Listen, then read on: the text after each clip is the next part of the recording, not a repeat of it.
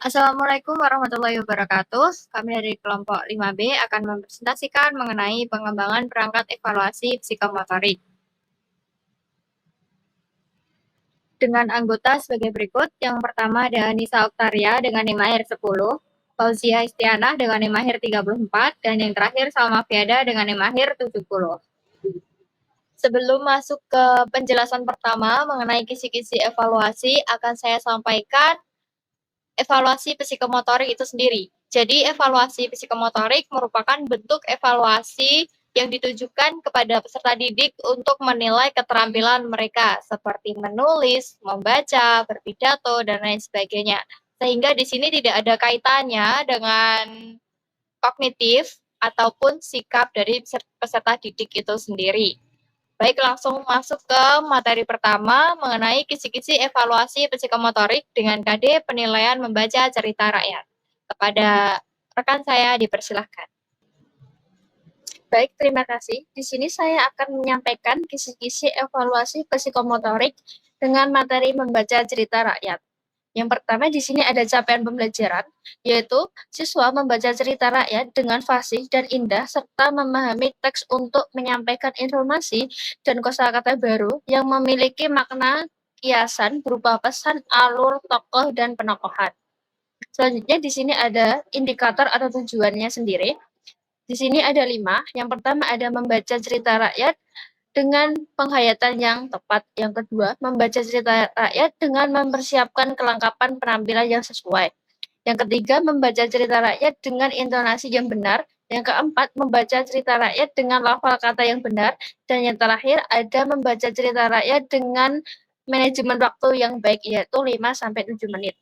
Selanjutnya, di sini ada teknik. Teknik yang digunakan yaitu tes, ada tes kinerja, yang terakhir ada bentuknya yaitu petunjuk kerja. Selanjutnya ada petunjuk tugas. 1. Pilihlah salah satu judul cerita rakyat yang telah disediakan sebagai berikut. A. Lutung Kasarung. B. Malin Kundang. C. Jago Kendil. 2. Bacalah cerita rakyat tersebut secara menyeluruh dan tentukan amanatnya. 3. Setelah menentukan amanat, buatlah konsep mendongeng atau bercerita sesuai karaktermu dengan waktu 5-7 menit. Perhatikan aspek penilaian.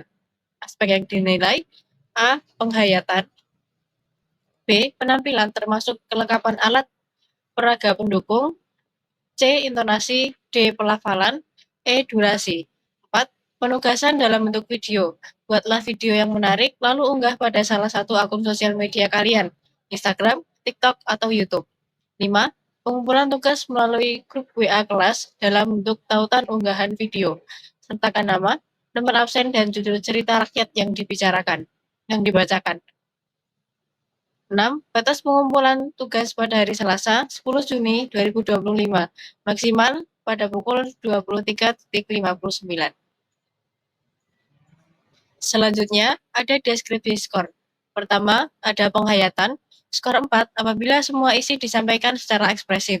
Skor 3 apabila sebagian besar isi disampaikan secara ekspresif.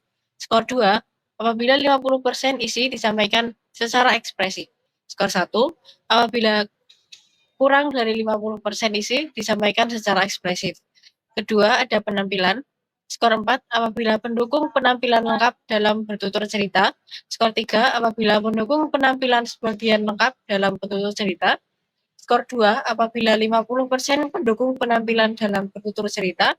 Skor 1 apabila kurang dari 50% pendukung penampilan dalam bertutur cerita. Kemudian ada intonasi. Skor 4 apabila intonasi semua bagian teks benar. Skor 3 apabila intonasi sebagian besar teks benar. Skor 2 apabila intonasi 50% bagian teks benar.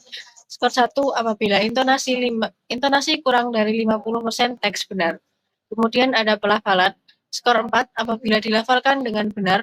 Skor 3 sebagian kata dilafalkan dengan benar. Skor 2 50% kata dilafalkan benar. Skor 1 kurang dari 50% kata dilafalkan benar. Kemudian yang terakhir ada durasi. Skor 4 apabila durasi cerita antara 5-7 menit. Skor 3 apabila durasi cerita kurang dari 5 menit atau lebih dari 7 menit. Skor 2, apabila durasi cerita kurang dari 4 menit atau lebih dari 8 menit. Skor 1, apabila cerita kurang dari 3 menit atau lebih dari 9 menit. Kami telah membuat ilustrasi dari 3 siswa dengan penilaian membaca cerita rakyat. Namun di sini kami sajikan ilustrasi berupa penulisan naskah mereka yang akan dibacakan sebagai media untuk membaca cerita rakyat tersebut. Siswa pertama bernama Rafathar Malik Ahmad dengan cerita Lutung Kasarung. Kurang lebih ceritanya seperti ini. Dan berdasarkan penampilannya tersebut, kita masukkan ke rubrik penilaian sebagai berikut. Dengan aspek yang dinilai ada 5, penghayatan, penampilan, intonasi, pelafalan, dan durasi. Untuk penghayatan kita beri nilai 3, penampilan kita beri nilai 4, untuk intonasi nilai 3, dan pelafalan serta durasi dengan skor atau poin 4. Jadi dari kelima aspek tersebut, Rafathar Malik Ahmad mendapatkan jumlah skor sebanyak 18. Untuk nilainya sendiri dengan rumus skor bagi 20 kali 100 dan ditemukan hasil yaitu 90. Lalu untuk siswa kedua yang bernama Raijaka, dia membuat atau ingin menceritakan cerita rakyat Malin Kundang. Berdasarkan naskah yang telah dibuat atau disiapkan untuk siswa tersebut membacakan cerita rakyat, kita bisa mengambil penilaian 2 langsung sebagai berikut. Dengan 5 aspek penilaian, yang pertama ada penghayatan dengan nilai 3, dengan poin 3, penampilan poin 3, intonasi dan juga pelafalan dengan poin 2, serta durasi dengan poin 3. Maka jumlah poin yang didapat atau jumlah skor yang didapat sebanyak 13 skor. Dan dari skor ini kita bisa hitung kembali nilainya, skor dibagi 20 kali 100, 13 dibagi 20 kali 100 dengan hasil nilai 65.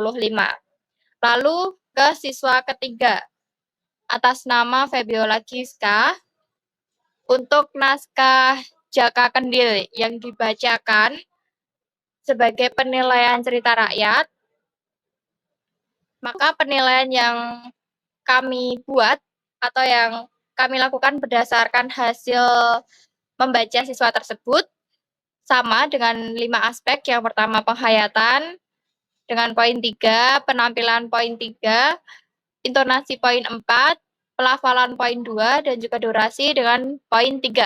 Maka jumlah poin yang didapat sebanyak 15 poin. Untuk nilai sama dengan rumus skor dibagi 20 kali 100, 15 dibagi 20 kali 100, mendapatkan nilai sebanyak 75 poin. Dari hasil penilaian siswa, terdapat rekapitulasi nilai kemampuan membaca cerita rakyat, yaitu yang pertama, Rafathar Malik Ahmad, skor kali bobot yaitu 18 dibagi 20 dikali 100 dan mendapatkan nilai 90. Kualitatifnya yaitu mencapai KKM. Yang kedua ada Rejaka, skor kali bobotnya yaitu 13 dibagi 20 dikali 100 mendapatkan nilai 65. Di sini kualitatifnya yaitu belum mencapai KKM atau remedi.